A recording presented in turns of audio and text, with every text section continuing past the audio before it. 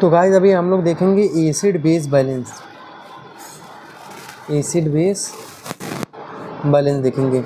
तो acid base हम लोग बैलेंस देखेंगे तो एबीजी में सबसे इंपॉर्टेंट यही एसिड बेस बैलेंस है। तो नॉर्मली जो गाइस एसिड होता है वो अपना एसिड किसकी वजह से क्रिएट होता है, PCO2 की वजह से, PCO2 की वजह से। और इसको मैनेज, अब देखो गाइस एसिड और बेस बैलेंस ना दो ही ऑर्गन मेनली करते हैं, एक तो लंग्स और एक तो किडनी, यही दो ही मैनेज करते हैं इसको, एसिड बेस बैलेंस के स्टेटस को। तो एसिड जो PCO2 की वजह से उसको कौन मैनेज करता है, उसको मैनेज करता है अपना लंग्स। और बेस जो कि बाइकार्बोनेट की वजह से उसको कौन मैनेज करता है, उसको मैनेज करती है अपनी किडनी। ठीक है, उसको अपनी कौन मैनेज करता है, उसको मैनेज करता है अपना किडनी। ये हो गया। अब ये तो हो गया। अब याद रखना गाइस, कभी भी PCO2 एंड अगर बाइकार्बोनेट सेम डायरेक्शन में है ना, सेम डायरेक्शन में है, मतलब उसका मतलब उस पेशेंट में सिंगल डिजीज़ है, सिंगल डिसऑर्डर है। ठीक है, पर अगर किसी में PCO2 एंड बाइकार्बोनेट वो जो है अपोजिट डायरेक्शन में है, दैट मीन उसको मोर देन सिंगल डिसऑर्डर है, तो मोर देन सिंगल डिसऑर्डर होगा उस पेशेंट में। उसके बाद गाइस नॉर्मली पीएच की अगर मैं बात करूं तो नॉर्मल पीएच होता है 7.35 टू उसके बाद 7.45 तक होता है। यही अगर लेस देन 7.35 हो जाए तो इसको हम लोग क्या बोल देते हैं, एसिडोसिस। और अगर ग्रेटर देन 7.45 हो जाए तो दैट इज अल्कलोसिस। अल्कलोसिस, इसको अल्कलोसिस बोल देते हैं। ठीक है गाइस, तो ये हो गया अपना, तो ये अपना हो गया। अब नॉर्मली मैं बताऊं कि हम लोग अभी देखते हैं जैसे मेटाबॉलिक एसिडोसिस। तो सबसे पहले हम लोग टॉपिक क्या है, मेटाबॉलिक एसिडोसिस। तो मेटाबॉलिक एसिडोसिस में बेसिकली गाइस होता क्या है कि यहाँ पे पीएच क्या होगा, अब एसिडोसिस है तो पीएच क्या होगा, decrease, that is 7.35 less than 7.35। Suppose इधर 7.2 हो गया तो मेटाबॉलिक एसिडोसिस। एंड उसके बाद यहाँ पे उसके बाद ये बाइकार्बोनेट। तो बाइकार्बोनेट का नॉर्मल लेवल गाइस कितना होता है, 22 टू 26। तो बाइकार्बोनेट क्या होगा इस केस में, डिक्रीज, क्योंकि ये बेस है तो एसिडोसिस इसलिए हो रहा है। तो उस केस में गाइस ना कंपनसेशन हो जाता है, कंपनसेट हो जाता है। अब कंपनसेट कौन करता है, कंपनसेट करता है इसमें कौन करेगा, लंग्स करेगा। ठीक है, लंग्स करेगा। लंग कैसे करेगा, PCO2 के लेवल को गाइस क्या करता है ना, PCO2 के लेवल को, क्योंकि यहाँ पे एसिडोसिस हो रहा है ना, तो PCO2 के लेवल को क्या करेगा, कम कर देगा, क्योंकि यहाँ पे एसिडोसिस हो रहा है। अब CO2 बढ़ाएंगे तो और एसिडोसिस होगा, तो लंग PCO2 के लेवल को कम कर देता है। अब लंग गाइस PCO2 लेवल कौन से करेगा, लंग हाइपर वेंटिलेट करेगा। तो लंग ऐसे हाइपर वेंटिलेट करेगा, CO2 को वॉश आउट करेगा, उसकी वजह से ब्लड में PCO2 कम हो जाएगा। ठीक है गाइस, तो ये हो गया मेटाबॉलिक एसिडोसिस की PCO2 कंपनसेट कैसे, इसको कंपनसेट कौन करेगा, मेटाबॉलिक को PCO2। अब एक इंपॉर्टेंट चीज़ बता दूं, एक बाइकार्बोनेट अगर ड्रॉप होता है तो PCO2 कितने से ड्रॉप होता है, 1 to 1.5 से PCO2 ड्रॉप हो जाता है गाइस। तो ये कंसेप्ट है, मतलब मैं बताऊंगा बाइकार्बोनेट का लेवल सपोज किसी पेशेंट में है 14। ठीक है, तो अगर मैं 22 लेके चलूँ नॉर्मल रेंज, तो 22 माइनस 14 कितना हो गया, ये 8 हो गया गाइस, 8 हो गया। मतलब मेरा बाइकार्बोनेट ये कितना हो गया, 8 से मेरा बाइकार्बोनेट ड्रॉप हो गया। तो PCO2 कितना, अगर सपोज मैं 1 to 1.5, तो 1 to 8 और 1.5 मतलब 9.6। ठीक है, तो मतलब PCO2 मेरा 8 to 9.6 ड्रॉप हो जाएगा। इसका मतलब PCO2 का लेवल कितना होता है, ये 35 to 45 होता है, 35 to 45 होता है। ठीक है, तो मेनली अगर 35 में से मैं -8 कर दूं तो कितना हो जाएगा, 27।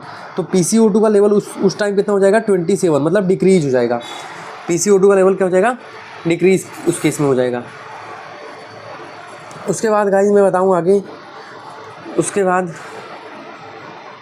मैं आगे बताता हूँ गाइस। उसके बाद तो ये अपना PCO2 का लेवल उसके इसमें क्या होगा, डिक्रीज हो जाएगा। उसके बाद यहाँ पे मेटाबॉलिक एसिडोसिस में क्या होता है, यहाँ पे अनायनिक गैप मेटाबॉलिक एसिडोसिस होता है। तो नॉर्मल अनायनिक गैप गाइस कितना होता है, 12।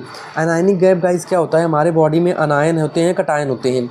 अब normal anionic gap metabolic acidosis कितना होता है, 12, मतलब बॉडी से कुछ आया नहीं आया ना, तो बॉडी से कुछ गया। तो नॉर्मल अनायनिक गैप कितना होता है, 12 होता है। ये नॉर्मल अनायनिक गैप है। ठीक है, पर अगर किसी पेशेंट में ग्रेटर देन 12 आ जाए, ग्रेटर देन 12 अनायनिक गैप आ जाए, ठीक है, तो दैट मीन उसमें क्या है, उसमें है high anionic gap metabolic acidosis HAGMA. और लेस देन 12 हो जाए तो उसको बोलते हैं लो अनायनिक गैप मेटाबॉलिक एसिडोसिस लैग्मा। और अगर निगेटिव में डिफरेंस आ जाए अनायन और कटायन का, तो उसको हम लोग क्या बोलते हैं, negative anionic gap metabolic acidosis.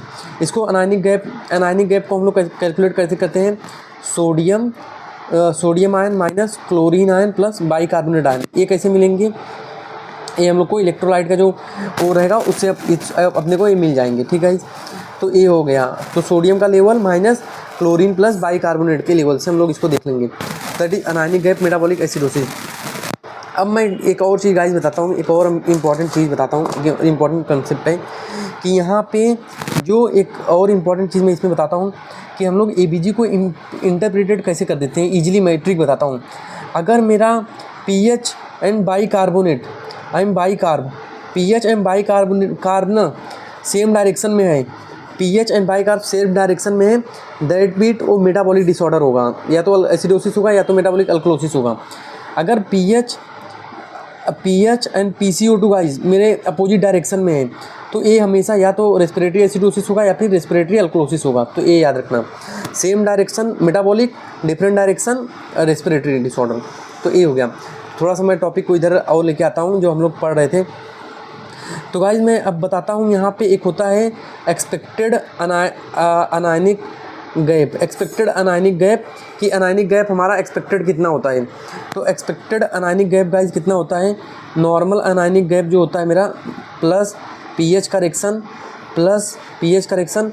Plus albumin correction. Normally plasma protein में 6 to 8% प्रोटीन होते हैं, उसमें से 4% जो होता है ये होता है, तो 4A होता है। तो नॉर्मल अनायनिक गैप कितना होता है, 12। अब जो pH करेक्शन हम लोग कैसे निकालते हैं, pH करेक्शन निकालने का वो है, अगर ABG रिपोर्ट में pH मेरा लेस देन 3.5 है, 7.35 है, तो pH करेक्शन मेरा कितना आता है, -2। और अगर pH ग्रेटर देन 7.45 है, 7.45 ग्रेटर देन 7.45 है तो +4 होता है।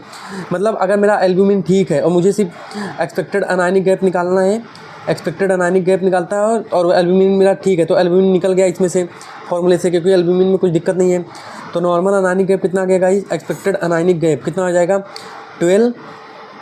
अगर 7.2 मेरा pH है ना, तो 12, तो 7.2 मतलब 7.35 से कम है तो -2, तो ये -2, तो मतलब कितना आ गया, 10 आ गया गाइस। तो इससे हम लोग हैग्मा या नैग्मा कैसे पता करते हैं। अब जो ये वैल्यू 10 आई है ना, इसका 50%, मतलब इसका 50% 5 प्लस इसका +2 to 12। अगर इसके बीच में है तो नॉर्मल है, मतलब नैग्मा है, इसके बीच में है तो नैग्मा है।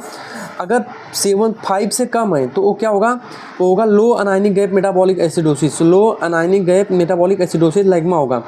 अगर 12 से ज़्यादा आ गया तो ये क्या हो गया, ये हो गया high anionic gap metabolic acidosis. तो ऐसे हम लोग निकाल लेते हैं, ये बता दिए गाइस। अब याद रखना एल्ब्यूमिन करेक्शन हम लोग कैसे करते हैं। एल्ब्यूमिन अगर मेरा pH, अगर चलो वो मेरा pH करेक्शन ठीक है, pH में कोई दिक्कत नहीं है, एल्ब्यूमिन कैसे करेंगे। तो एल्ब्यूमिन के लिए एक्सपेक्टेड अनायनिक गैप बेसिकली क्या होता है गाइस, अगर मेरा एल्ब्यूमिन 1 से डिक्रीज होता है ना, तो मतलब 4 से 3 आ गया, मतलब 1 से डिक्रीज हो गया, तो अनायनिक गैप मेरा उस केस में क्या होगा, नॉर्मल अनायनिक गैप मेरा 2 से डिक्रीज हो जाता है। ठीक है, 2 से डिक्रीज हो जाना मतलब वो 10 हो जाता है, 12 से 2 हो जाएगा। अगर मेरा एल्ब्यूमिन 2 से ड्रॉप हो गया, मतलब 4 से अब वो 2 पे आ गया, मतलब 2 से ड्रॉप हो गया, तो इसमें मेरा अनायनिक गैप कितना हो जाएगा, तो अनायनिक गैप कितना 2 से डिक्रीज हो जाएगा, 4 से डिक्रीज हो जाएगा, क्योंकि 1 से 2 ड्रॉप हुआ। जब एल्ब्यूमिन 1 ड्रॉप हुआ तो अनायनिक गैप कितना ड्रॉप हुआ, 2। अगर एल्ब्यूमिन 2 ड्रॉप हुआ तो अनायनिक गैप कितना ड्रॉप हो जाएगा, 2 × 2 4 हो जाएगा, फिर ये 4 हो जाएगा, तो मतलब इस केस में 4 आ जाएगा। तो एक्सपेक्टेड अनायनिक गैप कितना हो जाएगा, एक्सपेक्टेड अनायनिक गैप मेरा कितना हो जाएगा, एक्सपेक्टेड अनायनिक गैप मेरा हो जाएगा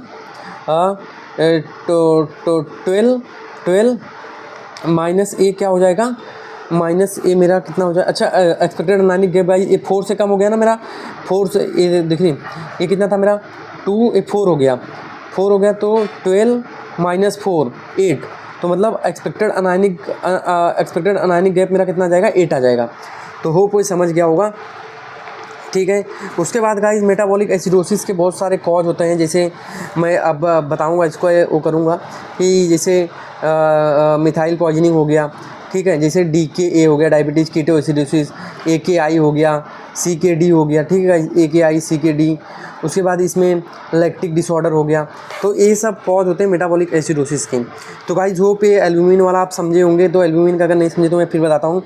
अगर एक एल्ब्यूमिन में मेरा ड्रॉप आता है, मतलब अगर ये 4 से मेरा 3 पे आता है तो 1 से ड्रॉप हुआ, तो उसमें मेरा अनायनिक गैप जो होता है वो 2 से ड्रॉप हो जाता है।